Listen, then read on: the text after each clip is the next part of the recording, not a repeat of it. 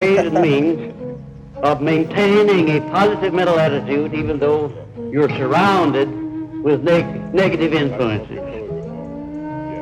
Big C made up. The subject of a positive mental attitude is so very important that I want you to know I'm working from a script because I want this lecture to be letter perfect. A positive mental attitude is a state of mind which the individual must create and maintain by methods of his own choice through the operations of his own willpower based on motives of his own adoption. In the printed lesson on this subject, many suggestions are offered as to practical methods by which the individual may take possession of his own mind and develop the habit of directing the mind in a positive mental attitude. There are so many people in this world who can see the hole in the donut, but they cannot see the donut around the hole. One with a positive mental attitude sees the hole in the donut all right, but he also sees the donut around the hole. Nothing constructive and worthy of man's efforts ever has been or ever will be achieved, except that which comes from a positive mental attitude based upon a definite purpose and activated by a burning desire and intensified until the burning desire is elevated to the plane of applied faith. When it comes to wishes, everyone has a flock of them. When it comes to idle curiosity, everyone has a stock of it. When it comes to hopes, perhaps half of the people have hopes for unattained things or circumstances. Burning desire, only that small percentage of people who can be called successful ever feel the urge of this burning desire. Applied faith, only the leaders attain this degree of mind control, which can exist only in a positive mental attitude. Prayer brings a positive result only when it is expressed in a positive mental attitude. The most effective prayers are those expressed by individuals who have conditioned their minds to habitually think in terms of a positive mental attitude. For a great number of years, it was a mystery to me as to why my prayers failed more often than they succeeded. When I found out the real cause, I discovered that I was in the habit of going to prayer only when I was in difficulty, when I wanted someone to bail me out. Later on, I learned that the best way to go to prayer is to condition the mind long before an emergency arises by expressing thanks and gratitude for the blessings you already have. The vibrations of thought sent out from the individual's mind carry with them to other minds the precise state of mind in which they are released, a fact well known to all master salesmen who have learned how to condition the minds of their prospective buyers before they meet them. Mr. W. Clement Stone has approximately 2,000 salesmen. They have learned the art of conditioning the minds of their prospective buyers by long before they interview him. That's an astounding thing. But I am sure that Mr. Stone's increase from $3 million of personal worth to over $100 million is due in the main to the fact that those salesmen have been trained to condition first their own minds to be positive, and then that vibration of their minds goes ahead and affects the minds of the prospective buyer.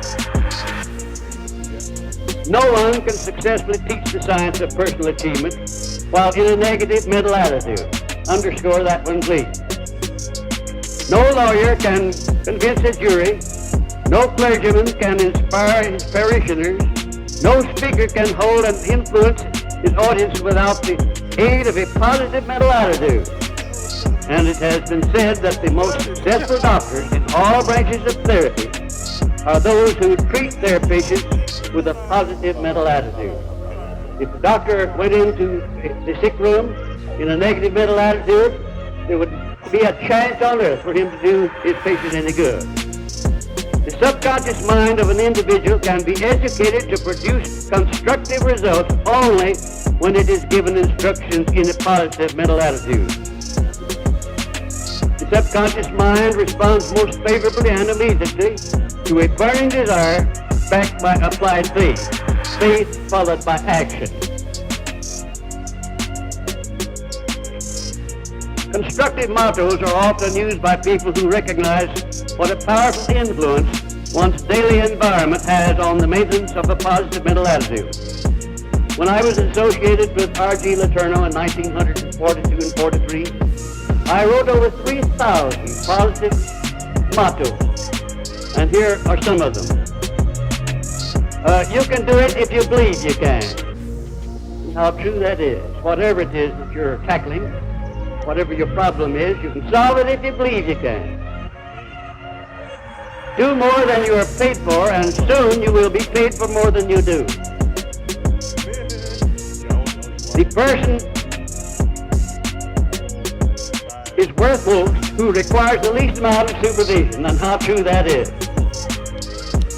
Remember, your only limitation is that which you set up in your own mind. You fix your own limitation. Nobody can fix it for you. The tone of your voice speaks louder than your words. Keep it pleasing, please. A negative mind spawns only negative ideas. And there's more wrapped up in that short sentence than appears on the lines. A negative mind spawns only negative ideas.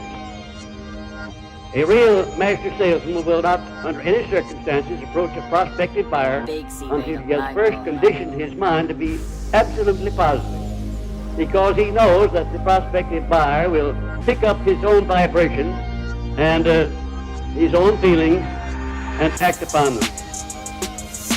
The use made of one's time determines the space he occupies in the world. Time spent in silent thought may yield fabulous riches through the creation of sound ideas. A man is no bigger than the circumstances which he allows to worry him. Isn't that a marvelous thought? A man is no bigger than the circumstances which he allows to bother him or worry him. A closed mind stumbles over the blessings of life without discovering them. When the devil wants a job well done, he picks a disgruntled person to do the job. There's the slightest doubt in the world about the soundness of that. The man who can get the job done without alibis is on the sure road to success. Opportunity has the habit of getting in the way of the person with a positive mental attitude. A person with a positive mental attitude attracts opportunity, favorable opportunity, just like a magnet attracts steel filings, and indefinitely. And in reverse, a negative mental attitude repels opportunity. Opportunity has the habit of getting in the way of the person with a positive mental attitude. Isn't that a marvelous thought? Cooperation and friendship are two assets that can be had only by first giving them. No one can get to the top and remain there without taking others with him. Politeness begins at home, or it doesn't begin at all. It may not be your duty to return good for evil, but it is your privilege. Never guess when there is a way of knowing. When you do more than you are paid for, you put the boss on a limb. When you do less, you put yourself on a limb. Faith will bridge all rivers of doubt, so one may pass over safely. A spider spinning its web has more definiteness of purpose than has most men. And how true that is. There is a method by which one may transmute failure into success, poverty into riches, sorrow into joy, fear into faith. The transmutation must start with a positive mental attitude, because success, riches, and faith do not make bedfellows with a negative mental attitude. The transmutation procedure is simple. First, when failure overtakes you, start thinking of it as if it had been a success. Start imaging the circumstances of the failure in your own imagination as being a success. Start also looking for the seed of an equivalent benefit which seems comes with every failure. While the wounds of disappointment and failure are wide open, it's very difficult for one to start looking for that seed of an equivalent or a greater benefit. But if you allow a little time to elapse after any type of adversity and then begin to search, you'll find that seed of an equivalent benefit. It never fails, it's always there. Because the Creator has so constructed man that he never allows anything to be taken away from anybody without something of equal or greater benefit being available to that person. Although the person may never discover it, the potential is there just the same. When poverty threatens to catch up with you, or has actually caught up, start thinking of it as riches, and visualize the riches in all the things that you wish to do with actual riches. Also, start looking for the seed of an equivalent benefit. When fear overtakes you, just remember that fear is only faith in reverse gear. Isn't that an enormous thought? Fear is only faith in reverse gear.